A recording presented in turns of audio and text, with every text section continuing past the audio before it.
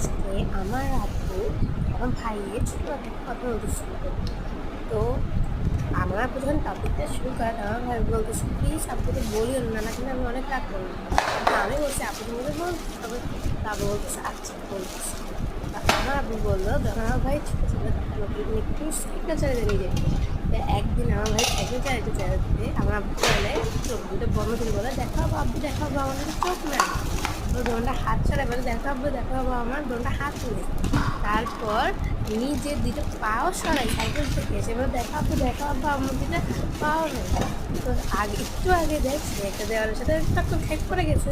তো তখন তো বলতেছে দেখো আমার দুটো দাঁতও নেই। তো তখন ওর দাঁত নেই। তো তখন সে গেছে ডাক্তারের কাছে।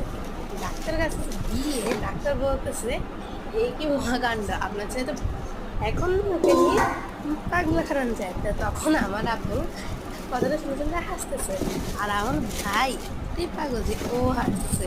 ডাক্তার দোনোটা ডাক্তার দুইটা ছিল দোনোটা ডাক্তার ওকে দেখে পুরো হাসতে হাসতে পাগল হয়ে গেছে।